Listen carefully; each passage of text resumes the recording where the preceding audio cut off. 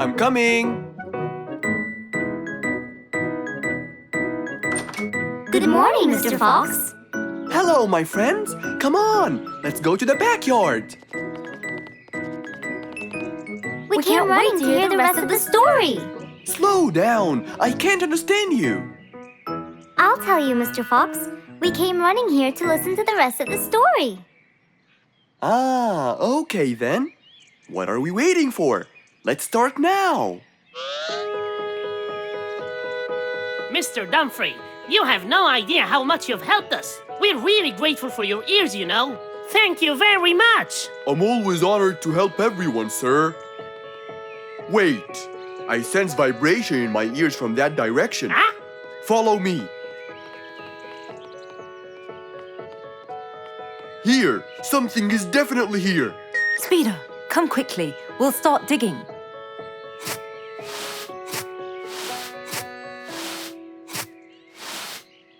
Speeder, wait!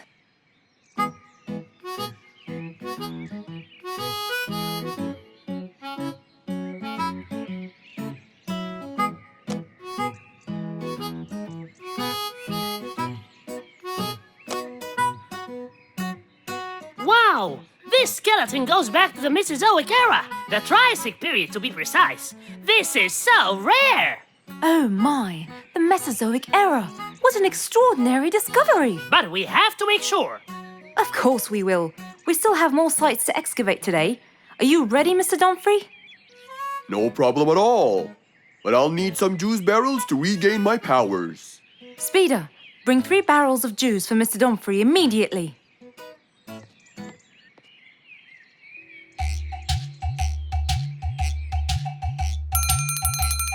Come on in.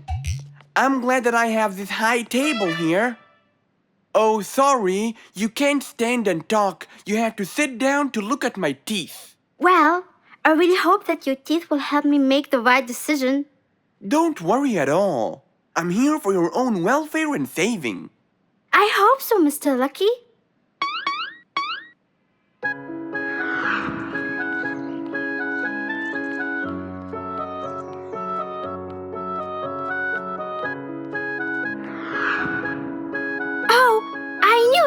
This new job won't suit me. I can't thank you enough, Mr. Lucky. You saved me from a lot of trouble. You're a very important person in our jungle. No problem. I believe I was gifted to protect and help the people. If I didn't live up to the gift, it might be taken away from me. It was nice meeting you, Mr. Lucky. I'm sure you're gonna save lots of people as you did for me. Number 82, please come in.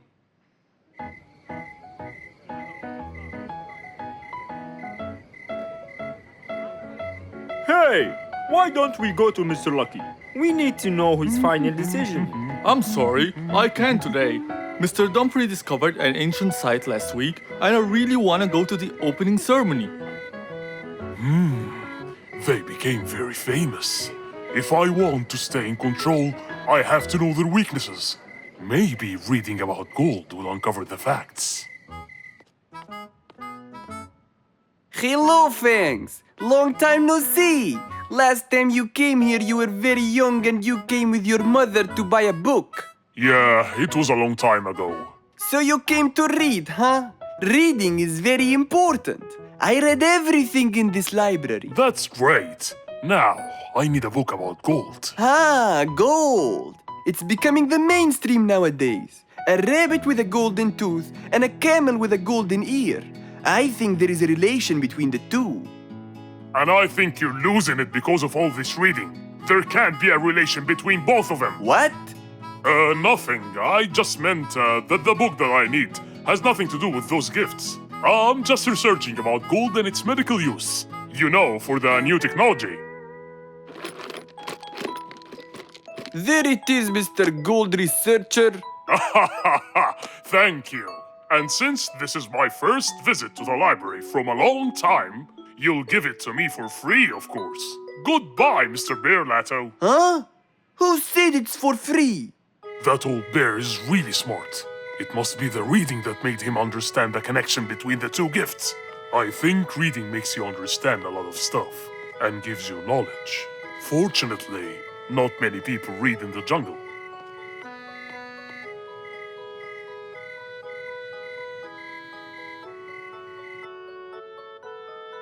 Yes, found it. Gold properties. Gold is known for its shine, and to keep gold shiny, scientists use a substance called ammonia. Ah, yes, that's it. Gold brightens and dims. When anyone looks into Lucky's teeth to see their future, it becomes clear as a mirror. And if a mirror is not as clear as crystal, no one will see anything. I can buy 2 liquids. One to dim the gold, and another to brighten it. And then I'll enter his house. Oh, I mean my house. And put the dimming liquid on his teeth. And when the glow fades, it will surely affect Dumfrey's ears as well. The letter said it. And I'll be in control of both powers. Oh yes, no matter what they do, they'll never be able to stop me! And that was the end of our story for today, my friends. We have to stop his fangs. We can't let him just do all these evil actions. Calm down, Giselle. Yes, that Fangs should get what he deserves. Well, do you still remember what I told you yesterday? Yes, good always wins over evil. Well done. But don't be late next time.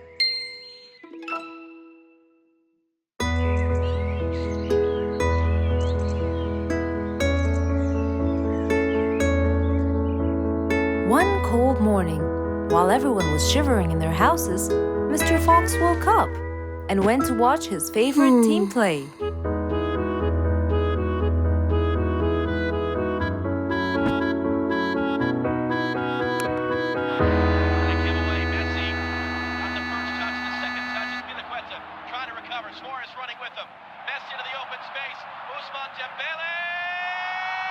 Ah! He's going to win! I wonder who could it be so early? Wait a second! I'll be right there! Good morning, Woody. How are you? It's been a long time since we last met. Oh, Mr. Fox, it has been a while. Tell me, have you finished building Nate's ship? Yes, Mr. Fox, I used teak and bamboo. Nate liked it a lot. He took it out on a trip. He and his friends had so much fun.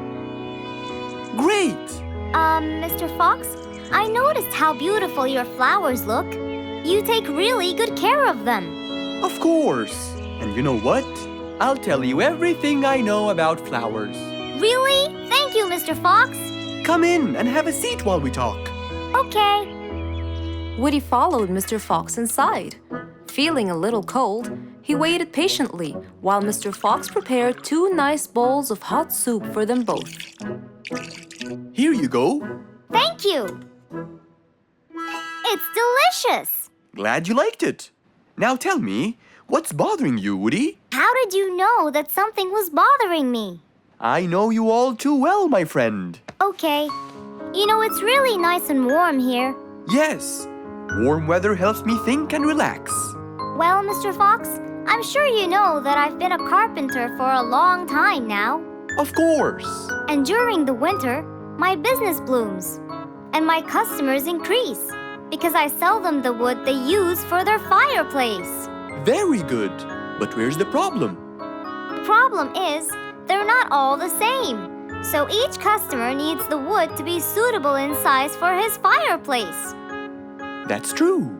And as you know, I work alone. So I take so much time and effort to cut and adjust the wood to suit each and every customer in this jungle.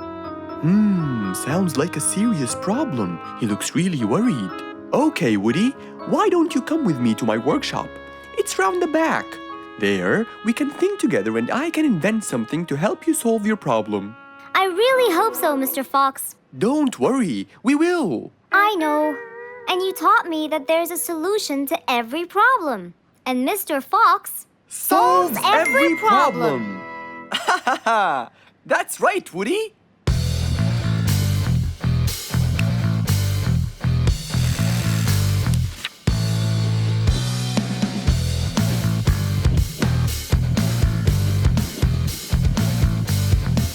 I will invent a gigantic wood-cutting machine that has the ability to choose and control the size and shape of your wood depending on what you need. What? Really? Aw, you're the best, Mr. Fox.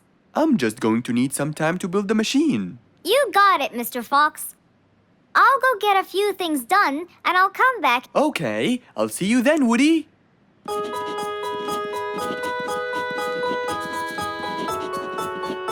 Mr. Fox started designing his cutting-edge invention. He knew that is exactly what Woody needed to help him with his carpenting business. And because he was making this device for Woody, he thought he'd add a bit of color to make it all even more special. Finally, this is it! Mr. Fox's size-adjusting wood-cutting machine.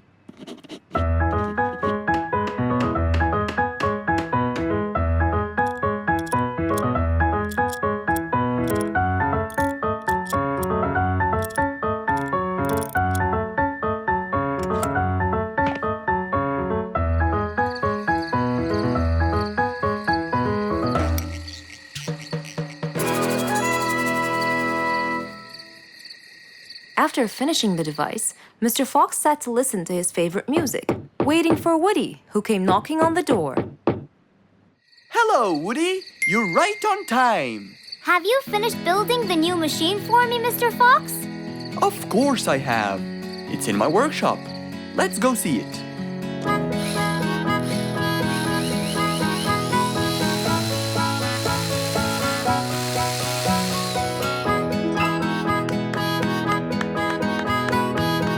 Fantastic!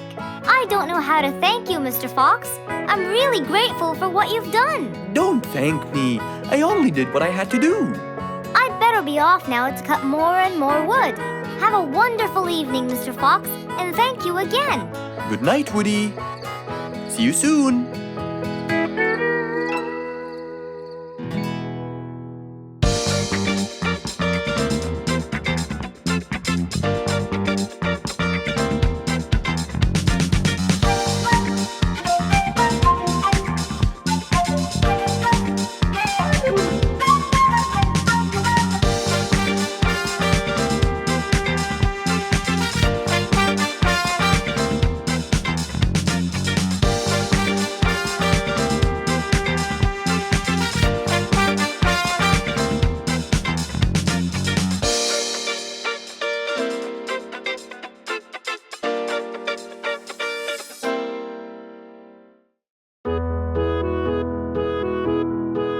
Mr. Fox was known for his kindness in helping others. Everyone went to him for advice, even Woody, the jungle carpenter. After being assigned the task of building a really big ship, he went to Mr. Fox, seeking his wisdom. Mr. Fox listened carefully to what Woody had to say, and in turn, promised to help him. He started a research on shipbuilding, and after hours and hours of hard work, he finally got it. Yes! I've got it! But there is something I need to check first. Mr. Fox went for a walk in the jungle, looking carefully at every tree on his path. Then he stopped in front of one and said, Yes! That's the one! Immediately, Mr. Fox took a paint bucket. He wanted to mark the tree, so he wouldn't forget which one it was. After that, he got into his car and drove off.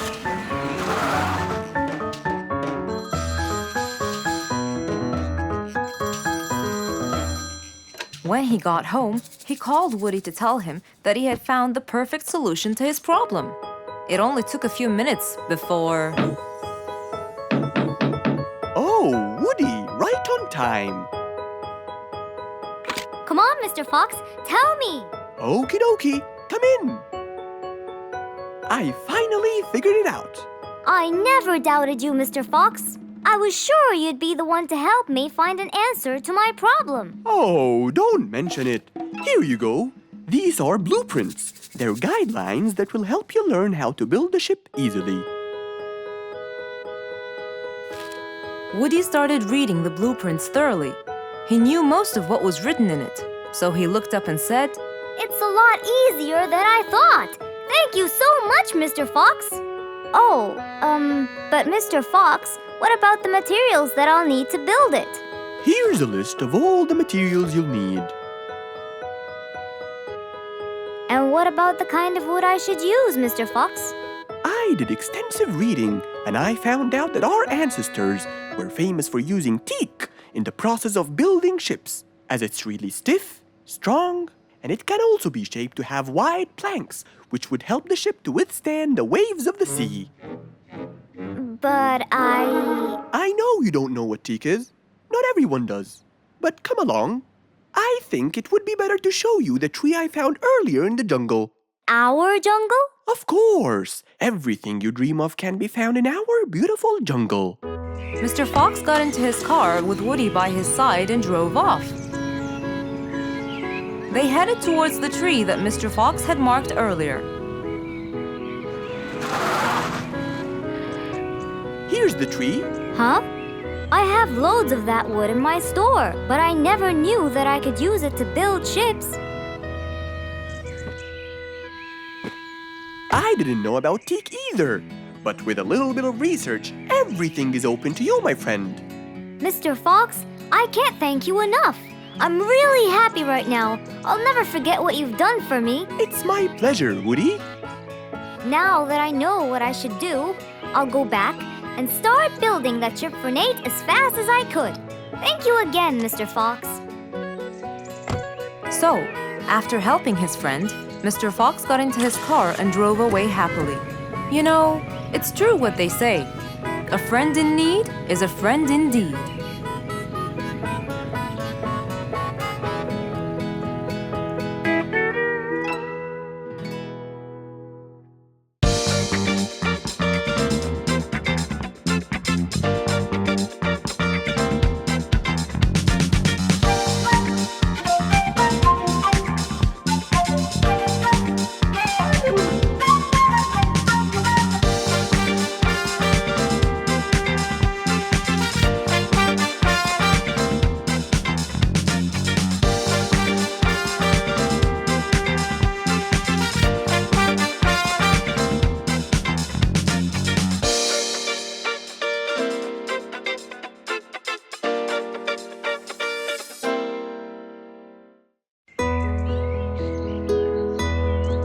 It was a bright, early spring morning. Still feeling a little sleepy, Mr. Fox opened his eyes and got out of bed.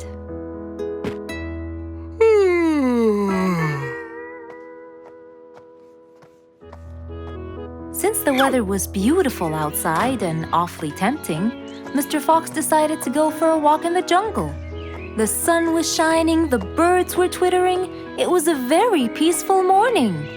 Well, sort of. Worried that something terrible could have happened to one of the animals in the jungle, Mr. Fox sprinted towards the sound. Are you kidding me? You're the size of an air balloon! Are you making fun of my size, you piece of you? What? Take that back now, you... No! I'll never take it back! This was all your fault! No, it wasn't! It was yours! No! It's always your fault! Now, calm down. Oh, Mr. Fox, I'm so glad you passed by. You're the only one that could solve my problem. Solve your problem? No, Mr. Fox will solve our problem. No way! What you did was a total crime. So not true. You're the one who started it all and injured me, you big There, calm down. And just tell me what happened. He woke me up. Slow down, one at a time. Mr. Panda, you go first. Thank you. Now, I was walking heading to my house when I realized that for me to get there, it will take me 12 minutes. And I was so tired and sleepy. So I thought about it, and I realized I should just lay here for a while and take a short nap. And just as I was starting to get comfortable, I found little chicklets screaming with the highest pitch into my ears, Mr. Fox. My ears! Can you believe that? Well, that's not a very nice thing to do, little chicklets. Why did you do that? But I didn't, Mr. Fox. And how is that? I was heading to my favorite lake, and I was walking just right behind Mr. Wicks. when all of a sudden, out of nowhere, he decided to lay down and fell to the ground and squeezed my beautiful wing. And if it wasn't for my high-pitched voice, I would have been dead by now. Well, that was pretty dangerous, Mr. Wicks. What should I do, Mr. Fox? I was really tired and I needed my nap. So I took it. What should a panda do to take his nap? Can't you just wait till you reach your own house? Or at least look behind you before you decide to fall down? My house is 12 minutes away, and all the walking had already stolen away all my energy. I had to take a nap to recharge. I can't keep on walking forever. Then look behind you or sleep next to a tree or something. Why don't you watch where you're stepping? It was a very troubling matter indeed. The little chick almost got crushed. But Mr. Wicks didn't mean it. He was just so tired that he fell asleep. Right? Mr. Wicks, answer me. Did you intend to squeeze little Chicklet's wings? Of course I didn't. Were you aware that you were going to take a nap in the middle of the road? Actually, I vividly remember. I walked to the tree side first, but when I woke up, I found myself in the middle of the road. How many naps do you need per day? From 5 to 7, I would say. Did you take a nap before you decided to head home? Of course. Do you usually nap in between? Not always, but today I went so far from my house. I tried to hurry to nap at home, but you know, I'm too slow. Say no more. I now know the answer. Really? Yes. Worry no more, little Chicklets. From now on, Mr. Wicks will always nap at his own house. Just a second. Aha! There it is! Is that what they call caffeine? My, I didn't think it was that huge. No. It's something even better. Better than caffeine? And chocolates too.